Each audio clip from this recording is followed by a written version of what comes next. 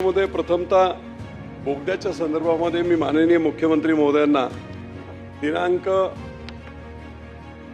9/2/2025 रोजी पत्र दिलं होतं। या बोगद्याची लांबी थोडीशी कमी करावी। त्याचं कारण असं आहे, महाराष्ट्रामध्ये संपूर्ण महाराष्ट्रात बागायती गाव म्हणून प्रसिद्ध असणारं फुरसुंगी गाव, ज्याचा कांदा पूर्ण महाराष्ट्रात प्रसिद्ध आहे, ऊस महाराष्ट्रात प्रसिद्ध आहे आणि त्याच्यावर फुरसुंगीचा आखाडा प्रसिद्ध आहे, अशी बागायती सगळी मंडळी आहेत। आणि हा बोगदा हा जवळजवळ पुढे 34-90-900 पर्यंत जर गेला, म्हणजे लोणी काळभोरच्या बाउंड्रीपर्यंत जर गेला, तर फुरसुंगी गाव संपूर्ण वाळवंट होऊन जाईल। त्याचा निव्वळ पाझर पाण्यामुळे हा संपूर्ण भाग बागायती आहे आणि अनेक वर्षापासून प्रसिद्ध आहे।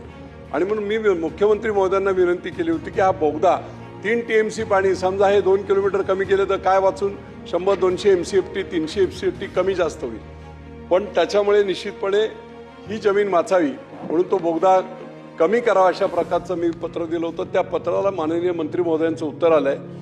थोडंसं दिशाभूल करणारं डिपार्टमेंटने उत्तर दिलं असं माझं मत आहे।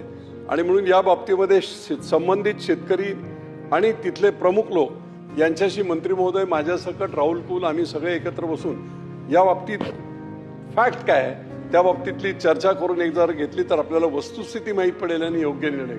आणि म्हणून या बाबतीत एक बैठक घ्यावी। दुसरा जो